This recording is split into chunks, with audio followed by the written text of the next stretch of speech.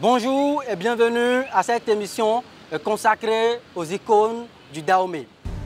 Avec les réformes électorales de l'après-Seconde Guerre mondiale, Augustin Kokou Azongo s'allie à Émile Derlin Zinsou. Et c'est le même groupe d'élite avec les Paul Hassoumé qui ont proposé le révérend Père au pied pour le collège des citoyens. Armand Guetométi a tenté de licencier Tchabikao, mais Maga, qui était le mentor de Tchabikao, a refusé. Un autre coup. Il paraîtrait, oui. Ça c'est les non-dits, oui. Il paraîtrait qu'il menait des tractations, que Maga aurait commandé à mener des tractations pour que Apiti ne puisse pas arriver. Un autre coup d'État a été lancé par des soldats de la garnison de Ouida le 26 octobre. Mais l'élection est invalidée au prétexte que le taux de participation était faible. Vous m'avez appelé, vous n'avez pas voulu de moi, je retourne à ma carrière et il est reparti sans amertume, mais avec de lourdes séquelles. Dans le procès de la voix du Dahomey, il s'est rapproché de la situation coloniale. Ça a beaucoup de cerveau. Vous savez, Abdoulaye Issa était en fait le leader du Nord. Pour changer le nom de Dahomey en République du Bénin, vous savez qu'il fait partie, disons, de ceux qui ont piloté, sinon le principal. Albert Thévoïgré, c'est toute une histoire. L'ombre de Mathieu Kérékou qu'il a suivi a vu son patron à terre comme ça, il a armé. A été séché sur lui, et au moment où il se relevait, que l'autre de dos.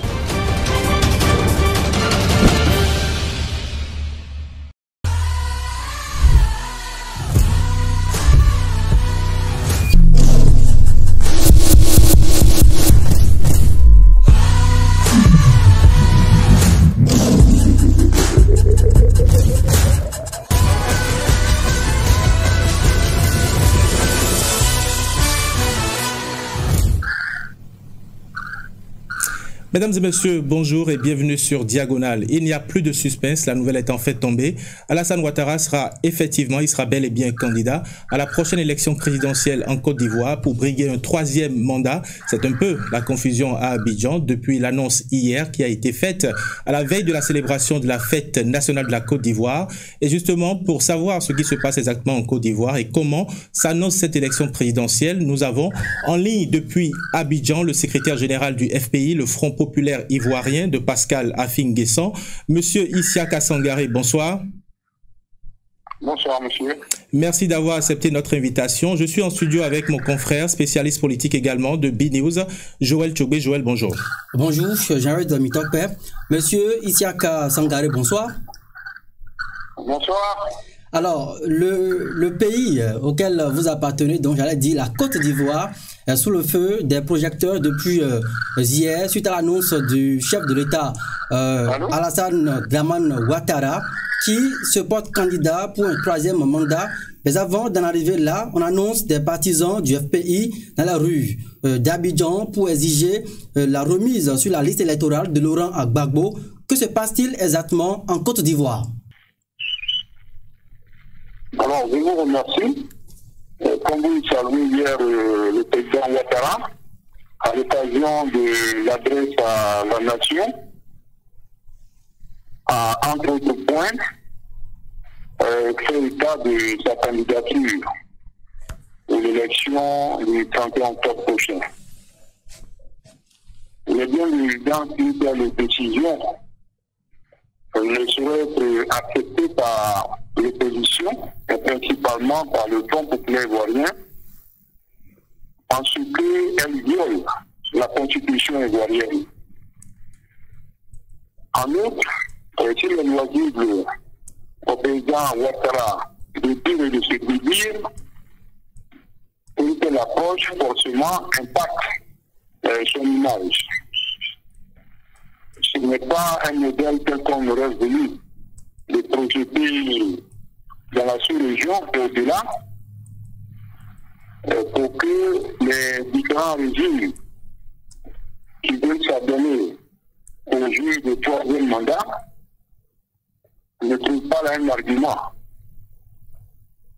Voilà donc notre approche. Et au-delà de cela, au plan international, comme vous le savez, la démocratie est le système de gouvernance qui renforce et consolide les institutions et donne plus de visibilité à l'action politique dans l'objectif de développement attendu par les populations.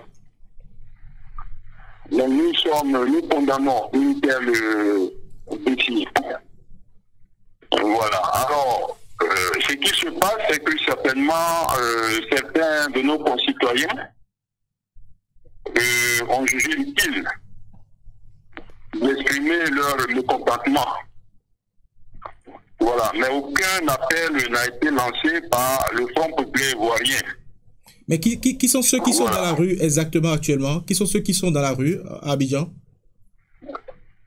Ah ben je ne saurais vous dire, parce que ce sont certainement des concitoyens peut-être qui ont pris la décision. Hier, il y a eu des expressions de joie.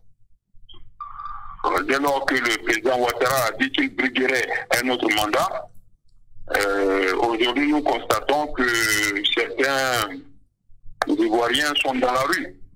Mais je ne saurais vous dire ceux qui y sont. Voilà. Monsieur Isiaka Sangaré, il demeure quand même que ceux qui sont dans la rue actuellement en Côte d'Ivoire réclament qu'on puisse remettre sur la liste électorale l'ancien chef d'État Laurent Gbagbo, donc toujours du FPI. Bon, il faut dire effectivement qu'ils avaient mis en œuvre certaines actions pour que le président Laurent Gbagbo soit rétabli dans ses droits.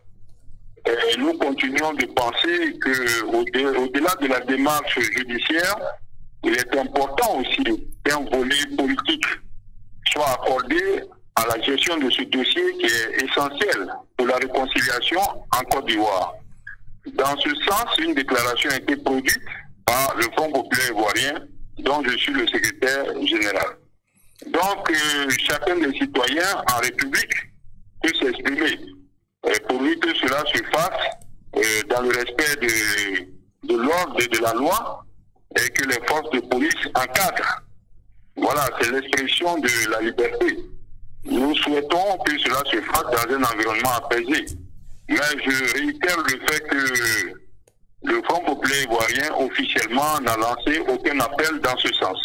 Alors, M. Isiaka Sangaré, vous dites que le Front populaire ivoirien n'a lancé aucun appel dans ce sens, mais il faut dire actuellement que le Front populaire ivoirien est divisé. On va revenir un peu plus tard sur ce qui se passe actuellement au sein de votre parti dans un instant. Mais avant, vous avez dit tout à l'heure que la décision de Alassane Dramane Ouattara de se présenter viole la constitution ivoirienne. Il faut rappeler que la dernière modification de la constitution a eu lieu en 2016. Et justement, le nombre de mandats n'a pas été touché. C'est simplement la limite d'âge qui a été sautée. Est-ce qu'on peut dire aujourd'hui que Alassane Dramane Ouattara est en quête d'un troisième mandat, surtout que Patrick Achi a déclaré aujourd'hui qu'il s'agissait de la Troisième République?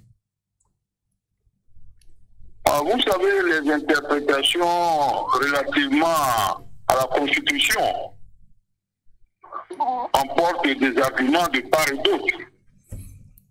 Mais à un moment donné, il faut tenir compte des sachants qui ont participé à la rédaction de cette Constitution.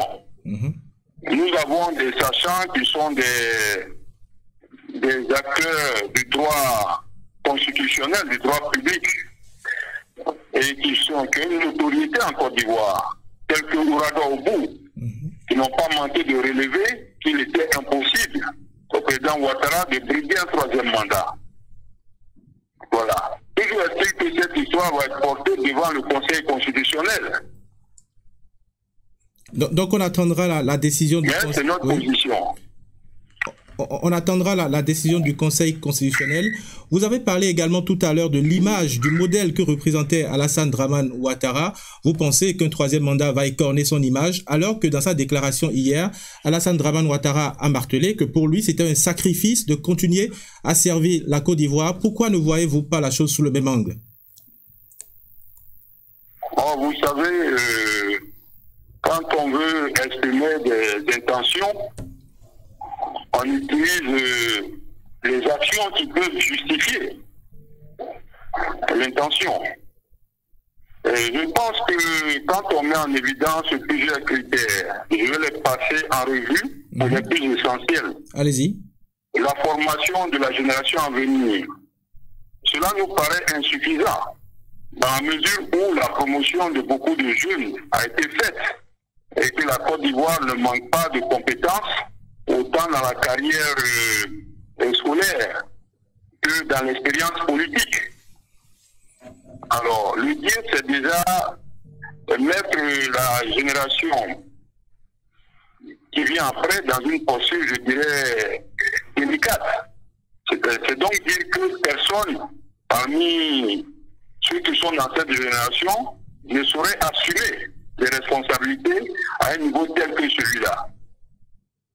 Est-ce que... Au niveau économique, au niveau économique, il a dit qu'il y avait des réformes à continuer. Mais bon, au niveau économique, au nom de la continuité de l'État, des actions ont été commencées avant qu'il ne soit élu, et il est bien loisible à ceux qui vont dans le jeu de l'alternance continuer cette activité-là, d'œuvrer à la réalisation du programme économique de la Côte d'Ivoire. C'est vrai que nous avons connu à un moment donné une croissance, mais cette croissance est en train de chuter. La consommation au niveau des ménages est quasi inexistante. Et le chômage et autant de volets de notre pan économique et social sont à décrier.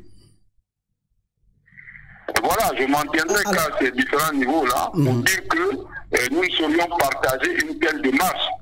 Alors, monsieur... Puisque, je continue de le dire, elle n'est pas conforme à notre loi fondamentale. Alors, monsieur Isiaka Sangaré, c'est vrai que monsieur Alassane Dramane Ouattara, hier, a jugé donc nécessaire de briguer un troisième mandat pour poursuivre les réformes au plan économique également, au plan social en Côte d'Ivoire. On a écouté il y a quelques heures votre président Afin Guesson qui a jugé donc ce résultat d'échec total. Est-ce que ce n'est pas un peu trop dit? Ah oui, mais il a dû présenter les pas qui justifient cette décision, ou bien cette appréciation.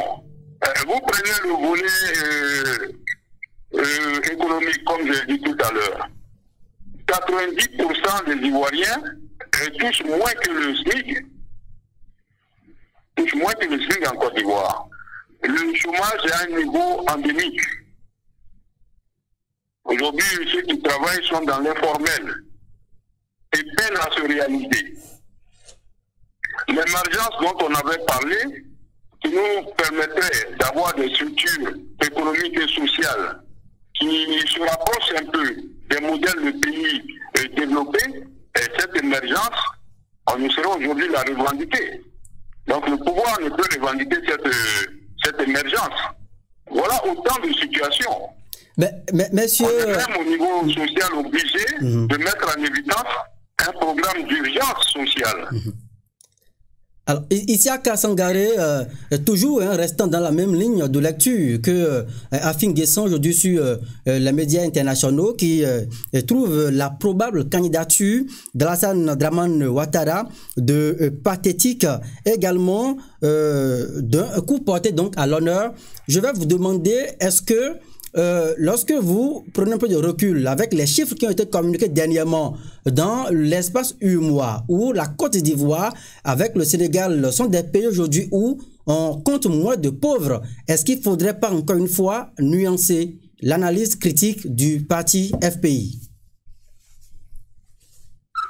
Oui, vous savez, tout est relatif. C'est en fonction des moyens engrangés par l'État qu'on se projette dans les réalisations. Voilà, notre pays a connu quand même pas mal d'aide dans cet environnement et certains secteurs ont été développés au niveau des infrastructures, mais les éléments de croissance ont une faiblesse, comme je l'ai dit tout à l'heure, parce que la consommation des populations et des ménages qui aurait impulsé davantage de dynamique est quasiment au ralenti. Donc il faut dire que ce modèle social-là aurait pu davantage entraîner la création de richesses. Si on avait pu, au plan des institutions notamment, les revoir à la baisse, on aurait pu faire des économies essentielles pour s'en prendre aux grands axes de développement du pays. Alors, parlons maintenant, si vous voulez bien, des implications sociopolitiques justement de cette décision de Alassane Dramane Ouattara. Il a évoqué l'urgence sanitaire, mais également la stabilité de la Côte d'Ivoire, la préservation des acquis démocratiques. Pour vous, aujourd'hui, M. Sangaré, est-ce que la Côte d'Ivoire est en danger? Vous savez, la Côte d'Ivoire serait en danger si nous faisons des confusions. Et malheureusement, en prenant cette décision qui concerne sa carrière politique, à l'occasion d'un message adressé à la nation, nous voyons déjà la confusion. Voilà. Il ne faut pas faire en sorte que les intentions des personnes, aussi essentielles soient ces personnes ou ces personnalités, coïncident forcément avec les intérêts de la nation. Donc ce que nous attendons, c'est qu'il y ait une approche qui permette de mettre en évidence le jeu de l'égalité à l'occasion de ces élections-là. Le respect des principes qui vont donc aller vers la réconciliation en considérant la situation de tous les acteurs majeurs du jeu politique ivoirien. Le dialogue pour que nous en arrivions à tout moment à des solutions apaisées. Mais justement, Alassane Dramane Ouattara a dit qu'il allait faire la promotion également du dialogue et surtout réconcilier les Ivoiriens. Pourquoi est-ce que sa candidature pose alors problème? La candidature pose problème d'abord par rapport au fait que la loi fondamentale ne permet pas l'expression de cette candidature.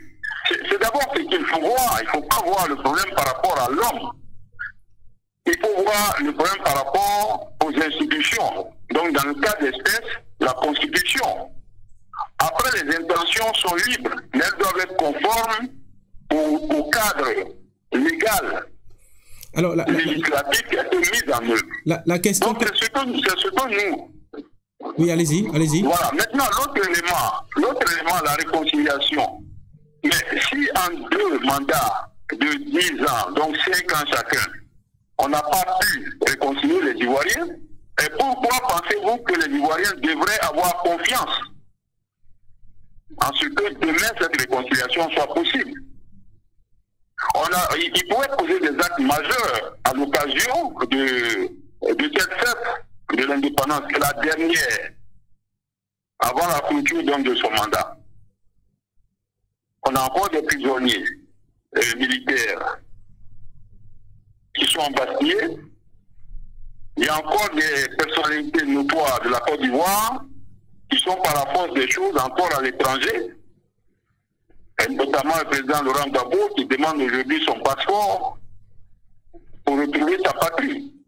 Et pourquoi on n'aurait pas pu engager cette dynamique de réconciliation à un moment aussi important de la vie de notre parti? Justement, concernant le président Laurent Gbagbo, on ne sent pas l'implication du FPI, Lael Afin-Guesson, aux côtés du président Laurent Gbagbo, qui aujourd'hui est en difficulté, ne sait pas s'il va rentrer en Côte d'Ivoire. Son nom a été retiré de la liste électorale. On n'a pas entendu non plus Lael Afin-Guesson se prononcer sur cet état de choses. Oh non, c'est pas juste de voir les choses sous cet angle. Le Front populaire ivoirien a fait une déclaration. Peut-être que la déclaration n'a pas la même portée que certains actes.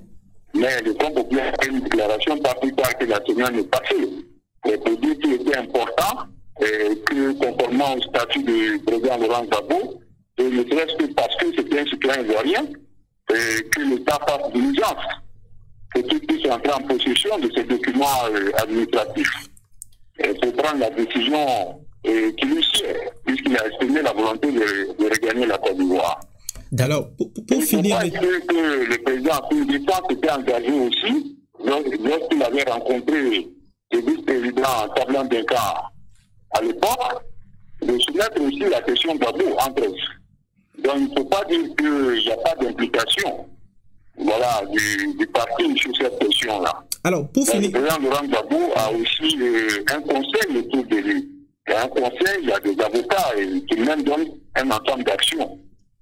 Alors, nous allons parler rapidement du FPI, de son candidat Afin Guessan et de comment est-ce que cette campagne électorale va se dérouler. Nous allons finir également par le processus électoral qui est conduit aujourd'hui actuellement en Côte d'Ivoire. Mais avant, très rapidement, c'est vrai que vous allez attendre la décision du Conseil constitutionnel, mais j'ai envie de dire que le vin est déjà tiré. Que feront les partis d'opposition si le Conseil constitutionnel validait la candidature de Alassane Dramane Ouattara?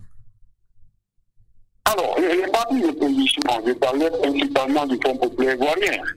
Voilà, celui dont il y a beaucoup d'autres partis aujourd'hui qui se réclament de l'opposition. Ah oui, c'est pas le but, je parle principalement du parti du FPI. Voilà, je me serais engagé au nom des autres partis de l'opposition, comme vous dites, qui sont des entités autonomes. Voilà, chacune des directions va analyser la situation et poser les dates qui conviennent le mieux. Alors, au niveau du Front populaire ivoirien, notre approche aujourd'hui, c'est déjà de prendre acte, mais de condamner fermement cette volonté-là et de passer la Constitution dans cette disposition. Par la suite, il est bien évident que les Ivoiriens aujourd'hui n'ont pas envie de voir remettre le spectre de 2010. La crise post-électorale, oui. Les Ivoiriens aspirent à la paix. C'est pourquoi la démarche du président Afin Guessan est fortement marquée par l'empreinte républicaine. De faire en sorte que le dialogue et la négociation permettent de déboucher sur des solutions intéressantes pour tous. Donc, nous condamnons, mais en même temps, il appartiendra aux Ivoiriens. Parce que le président Ouattara a renoncé à son engagement, parce que nous constatons de façon objective le viol de la Constitution. Si cette situation en devenait, parce que nous savons aussi comment fonctionnent les institutions sur notre éthique, alors il appartiendra aux Ivoiriens de sanctionner cette candidature-là. Voilà. Alors, qu'est-ce que vous entendez par ça reviendra ou bien il reviendra aux Ivoiriens de sanctionner cette candidature? Est-ce encore les problèmes donc, dans les rues, les échauffourées dont on parle, les conflits dans les rues de la Côte d'Ivoire? Sanctionner une candidature, ce n'est pas l'usage du vote. Nous sommes un parti qui est fondamentalement attaché à l'expression démocratique. La démocratie en Côte d'Ivoire est le fait du Front populaire ivoirien. Donc nous avons un outil important, c'est le droit de vote. Et nous sommes battus dans ce pays pour le droit de vote, pour le vote habilitant, pour une transparence. Et nous nous battons pour que la faute soit jubilée. Voilà. Alors, et annulée, dans le meilleur des cas. Donc nous parlons de sanctionner dans les urnes le candidat Ouattara. Si on suit très bien... C'est un pouvoir qui est à la disposition de tous les Ivoiriens qui sont inscrits sur le meeting électoral.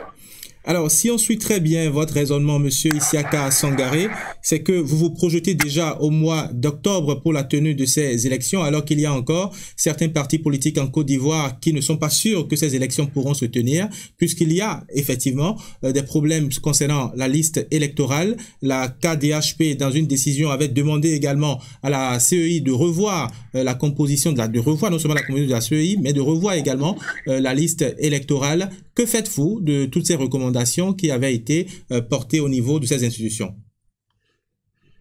Nous avons été acteurs aussi dans la mise en œuvre de ces recommandations. C'est vrai que nous n'avons pas saisi la Cour africaine des droits de l'homme, mais nous avons continué les échanges au niveau de la Côte d'Ivoire. Nous avons porté l'information au niveau des chancelleries, qui pour certains ont trouvé juste notre démarche et ont été même de bons offices. Évidemment, tout n'est pas parfait. Donc, au niveau du meeting électoral, le contentieux est ouvert depuis le 5. Voilà, du 5 jusqu'au 11, donc les Ivoiriens qui estiment qu'il y a des retraits, des ajouts à faire ou des corrections, on a l'habitude de saisir la commission électorale. Nous avons décliné aussi la commission électorale locale. Toutes ces corrections-là peuvent être faites assez rapidement. Donc cela ne saurait influencer la tenue des élections le 31 octobre 2020.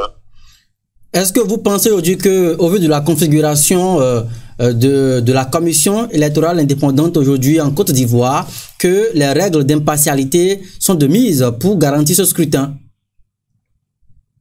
Les règles d'impartialité commencent déjà par l'enrôlement sur les listing électorales et continuent après dans la présence dans le bureau de vote, dans la conduite du processus.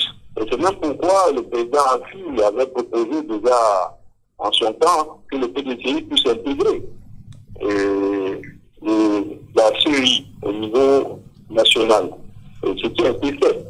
Puisque nous serons présents en tant qu'opposants ensemble dans une dynamique de contrôle, nous aurons des chances de faire en sorte que le processus en lui-même soit expulsé des différentes scories qui pourraient exister dans son sein.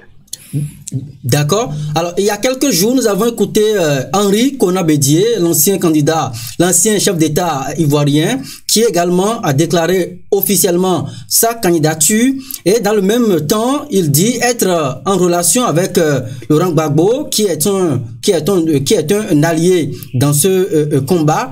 Alors, de l'autre côté, on voit également Afi N'Guessan, candidat également à cette élection. Que se passe-t-il exactement entre tous ces leaders en Côte d'Ivoire?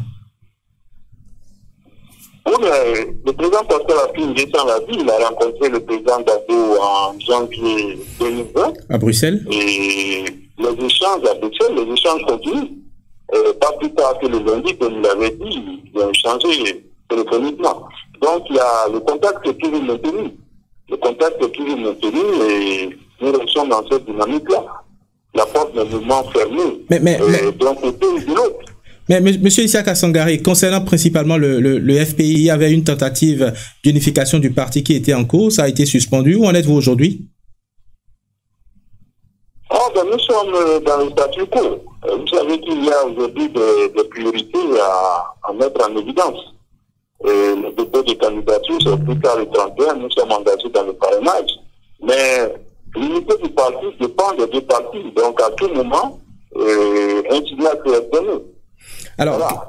Quelles sont finalement les chances du FPI aujourd'hui de remporter ce scrutin face à Alassane Dramane Ouattara avec sa grosse machine électorale? Le FPI, la dernière élection à laquelle a participé le président Pascal Afi, l'ancien Premier ministre Pascal Afi N'Guessan, il a eu à peu près, mettons, un peu moins de 10% des voix. Quelles sont les chances aujourd'hui du FPI, un FPI divisé? Oui, mais les chances sont réelles. Le RHDP, si le FPI est divisé, le RHDP est éclaté. Oui, le RHDP est éclaté. C'est pas la même machine qu'hier. Aujourd'hui, le RHDP réduit à sa portion congrue. Et donc, le RDR, qui est un parti important, mais qui n'a plus ses alliés d'hier. Vous êtes sans ignorer que le président Konabedié s'est retiré du RHDP. Sorodium de GPS s'est retiré du RHDP. Certains ministres, certains anciens ministres également sont candidats. Voilà, et puis voilà, Montané s'est retiré du RHDP, Kablan Dukan s'est retiré du RHDP. Et donc il ne faut pas comparaison de paraison. Et nous, dans cet environnement de 2015, il était important pour nous d'exister. Le président a pu sortir de prison il y a seulement quelques temps, et les Ivoiriens étaient encore appelés, parce que nous n'étions pas loin de l'environnement de 2010. La plupart de nos cadres étaient soit en exil, soit sous jeune d'avoir. Ouattara finissait son premier mandat et certains estimaient que le deuxième serait meilleur parce qu'il aborderait les pressions sociales. Aujourd'hui, les Ivoiriens voient qu'il y a beaucoup de régression. Donc, il ne faut pas comparer ces deux périodes sans tenir compte de ces paramètres importants. Très bien. Donc, à toutes ces chances, nous avons un candidat qui a une bonne connaissance, une parfaite maîtrise de l'appareil de l'État. Et puis, nous avons un programme qui est un des plus riches. Et quand nous allons commencer à le déployer, tel qu'il a été déjà développé de façon succincte par le président lors du congrès qu'il a élu en qualité de candidat du Front populaire ivoirien. Donc nous avons un programme, nous avons des militants fortement mobilisés. Et puis nous avons les Ivoiriens qui attendent une approche nouvelle, une alternance. Alors, Monsieur Isiaka Sangare, nous sommes au terme de cette émission. Quel message avez-vous à l'endroit du peuple ivoirien dans un contexte où beaucoup craignent que les vieux démons de la guerre ne reviennent hanter la paix en Côte d'Ivoire? Il est bien évident que la finalité de nos actions, ce serait que nous menions toutes nos politiques dans un environnement de sérénité, dans une approche de paix. Mais ça veut aussi dire que nous devons pouvoir respecter les uns les autres nos différents droits et ne pas manquer de mettre en évidence aussi nos obligations. Donc c'est important que l'État même se mette dans cette dynamique et que la campagne ne soit pas l'occasion d'utiliser les moyens de l'État dans l'intérêt d'un candidat. Donc ce sont ces aspects-là qui peuvent mettre en évidence et comprendre que la Côte d'Ivoire se construit avec l'apport de tous les Ivoiriens et qu'on peut perdre et gagner une élection. Parce que certains pensent qu'une élection, on y va seulement pour gagner. La démocratie devrait pouvoir concevoir aussi cela. Et c'est ce qui est important que le parti au pouvoir sache. Il peut certainement gagner, mais il peut aussi certainement perdre. Donc accepter, je dirais, ce dilemme de la démocratie. Très bien. Isiaka Sangaré, merci d'avoir répondu à nos questions. Je rappelle que vous étiez en ligne depuis Abidjan et que vous êtes le secrétaire général du FPI, le Front populaire ivoirien. Merci et à très bientôt. Chers téléspectateurs, merci de nous avoir suivis. Chers téléspectateurs, merci de nous... Oui, au revoir. Merci de nous avoir suivis également à Cotonou, à Abidjan également. Merci et à bientôt.